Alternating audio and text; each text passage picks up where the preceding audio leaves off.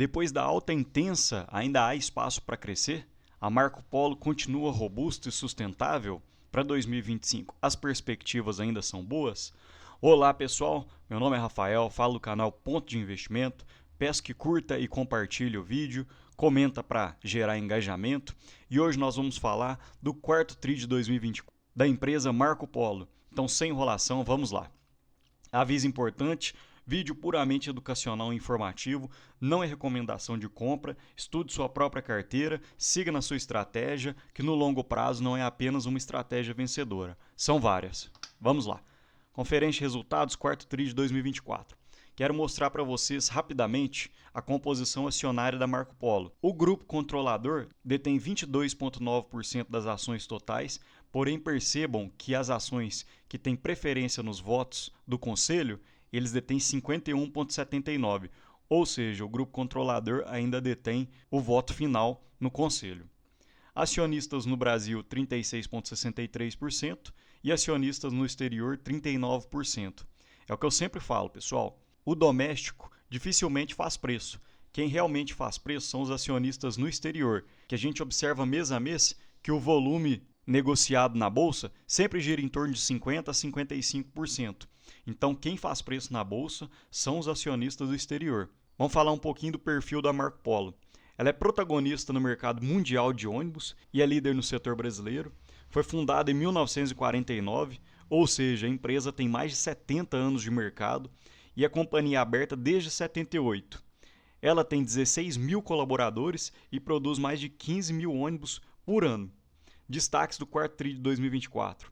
Crescimento de 30,1% da receita líquida, EBITDA de 461 milhões, um ROIC de 28,1% e um lucro líquido de 318 milhões.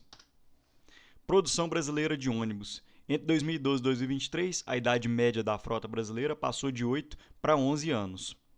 Aqui a Marco Polo destacou alguns pontos que ocorreram entre 2010 e 2024. Entre 2010 e 2013, houve as vendas incentivadas por menor custo de financiamento, por isso que houve essa explosão na produção, o custo de financiamento estava baixo. Aqui o volume mínimo para sustentabilidade da idade média e tamanho da frota, houve essa redução na produção. Também na crise sanitária, novamente houve a redução, porque ninguém estava saindo de casa, ninguém estava viajando, ninguém estava utilizando ônibus urbanos. Em 2022 houve novamente o crescimento. A Euro 6 foi uma medida que a Marco Polo teve que se adequar, que seria da redução dos níveis de O2 na atmosfera. Aí também houve uma certa diminuição na produção, o que levou a essa diminuição da produção. E em 2024, um aumento de 22,7%, uma produção bem robusta. Distribuição da receita líquida por segmento, olhando do quarto TRI de 2024 para o quarto TRI de 2023, eu queria destacar algo interessante aqui. Vamos primeiramente ver o gráfico. A Marco Polo tem um braço que é o Banco Mônio, Peças e Outros, que a Marco Polo comprou, 5,3% na distribuição da receita. A parte rodoviária, 41,7%, continua sendo a parte dominante. Volare, 20,3%, que é um braço também da Marco Polo. Micro-ônibus, 7%.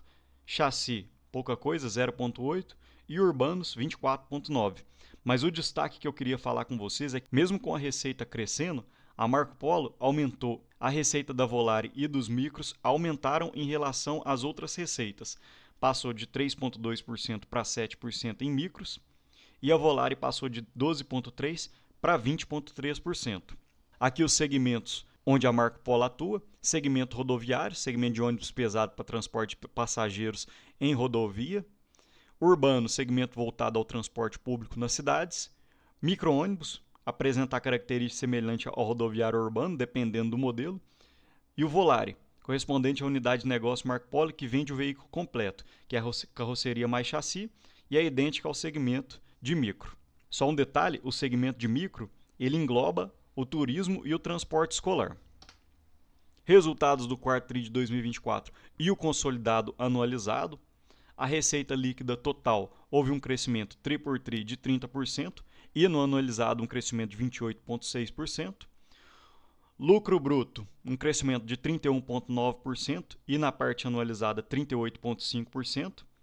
O EBITDA, um aumento de 60,5%, e no ano 71,6%, e um lucro líquido do trimestre de 318 milhões, aumento de 17%, e na parte anualizada 1,2 bilhão, ou seja, um aumento de 50,8%. É realmente um trabalho excepcional que a Marco Polo vem fazendo desde a sua reestruturação.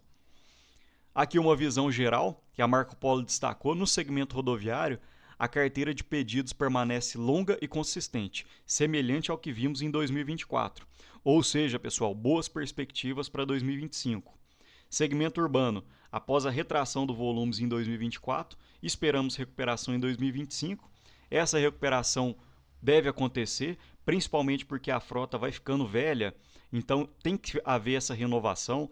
Os contratos com as prefeituras e com os órgãos municipais, eles pedem essa renovação, o ônibus não pode ser muito velho para poder ficar rodando. E na parte micro e volário, Caminho da Escola prorrogado com entregas previstas até o início de 2026. Caminho da Escola é um programa do governo em que o governo dá incentivos para as crianças irem para a escola através do ônibus escolar, dá esses incentivos para a produção de ônibus escolar. E no quarto TRI de 2024, a companhia entregou 602 unidades ao programa, sendo 358 micros e 224 volares. Então eu volto aqui ao destaque de aumento do volar e dos micros, principalmente por causa do programa Caminho da Escola. É um ponto de atenção, é um ponto positivo, mas um ponto de atenção que o programa pode ser que finalize em algum momento. Mas por enquanto a Marco Polo está sabendo utilizar muito bem do programa. As operações internacionais, vou falar rapidamente. A Marco Polo atua na África do Sul, na Argentina, na Austrália, na China, na Colômbia e no México. Vou dar um destaque bem rápido para a China. Após reestruturações de suas operações, as perspectivas são positivas para 2025, buscando o equilíbrio e o resultado. Quem quiser ler cada um dos países onde a Marco Polo atua, pode dar um pause no vídeo para poder ler o restante do slide. A receita líquida: a gente percebe que ano a ano a Marco Polo vem fazendo um trabalho excepcional. Perceba que apenas na crise sanitária a Marco Polo diminuiu a sua receita, porém depois voltou a crescer numa margem bem forte. E um detalhe interessante é essa estrutura que o mercado externo vem crescendo para a Volare. Perceba que em 2021 foi 1,7 bi de receita, comparando com 2024 foi 3,1 bi. Então a Marco Polo vem crescendo tanto na estrutura interna quanto na estrutura externa.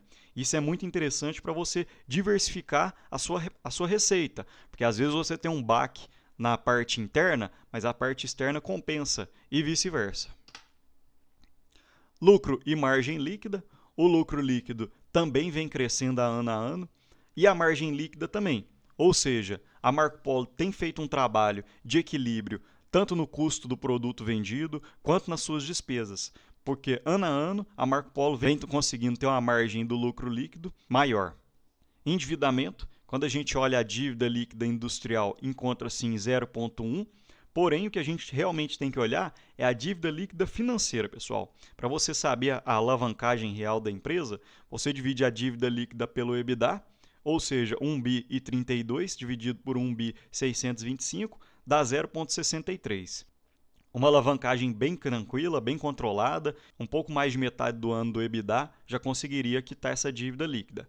Apesar do crescimento desde 2022, o crescimento da receita foi muito maior do que o crescimento da dívida. Então, está bem controlado a dívida, a alavancagem da Marco Polo está bem tranquila. JCP e dividendo: chegamos numa parte que a Marco Polo tem feito um trabalho, aparentemente está querendo entregar um pouco mais de dividendos para os seus acionistas. A Marco Polo entregava poucos dividendos, percentualmente um dividendo bem baixo, mas de 2021 para frente tem aumentado seus dividendos.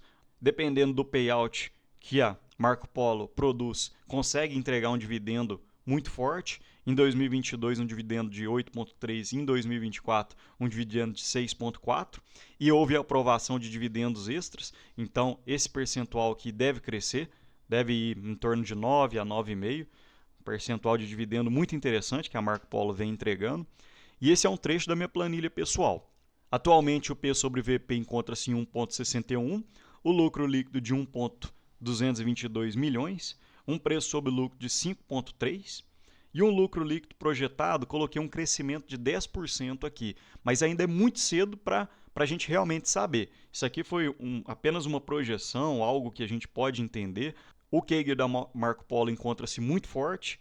A previsão para 2025 ainda é de aumento de lucro, então coloquei em torno de 10% de aumento do lucro líquido. O lucro projetado por ação ficaria em 1,18, o PL projetado em 4,2, o PL médio dos últimos 10 anos foi de 14,63, então para você voltar à média, você ainda teria um espaço de 67%. Como eu havia falado, o CAGR dos últimos 5 anos foi muito forte, 68%. E se a Marco Polo tiver um payout projetado de 45%, isso nos daria 9,3% de dividendo yield projetado. Dívida líquida, alavancagem em 0,63, muito tranquilo. E apenas um pensamento, pessoal. Se a Marco Polo realmente pagar 0,53 de dividend yield, sem haver alterações na cotação, a cotação projetada depois dos dividendos ficaria em 5,17. E o PL projetado com essa cotação em 4,38. Comparando com os últimos 10 anos, você teria um desvio à média de 70%. Então, realmente, aparentemente, a empresa está bem, está com a saúde financeira inteira, está uma empresa robusta, tem crescido suas receitas, tem crescido seu lucro, tem uma dívida controlada, é uma empresa que depois que se reestruturou, tem feito um trabalho excepcional. Os indicadores que eu gosto sempre de mostrar, preço sobre lucro, é o que eu havia falado, não adianta pagar qualquer preço na empresa, achar que a empresa é premium e pagar qualquer coisa, acreditando que os lucros vão dobrar, triplicar em 2, 3 anos. Tem que ter consciência. Perceba que de 2021 para frente, depois da reestruturação, o lucro cresceu, aí sim a Marco Polo esteve em PLs atrativos, em PLs mais condizentes. O P sobre VP sempre esteve próximo dessa faixa de 1,29, a média da empresa foi de 1,21 e o valor atual está de 1,61. Dividend yield atual de 10,35, dividend yield médio dos últimos 5 anos foi de 6%.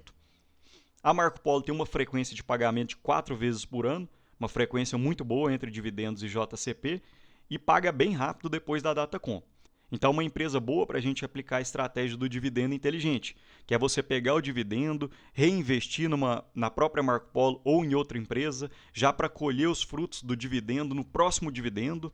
Realmente é uma empresa que tem feito um trabalho muito bom e ela pulveriza seus dividendos. Para mim, isso é um ponto muito positivo, que aí é dividendo no bolso do acionista para decidir optar o que fazer com esses valores. Gráfico de lucro versus cotação. Em 2020 até 2022, houve um bom ponto de compra, onde a cotação caiu bastante, caiu do nível dos R$ 3,50 até os R$ 2,00 e o lucro continuou subindo.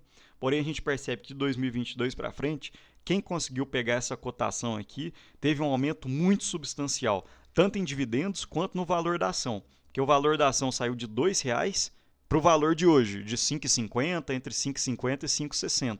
E aqui a cotação ajustada, que seria a cotação ajustada pelos proventos.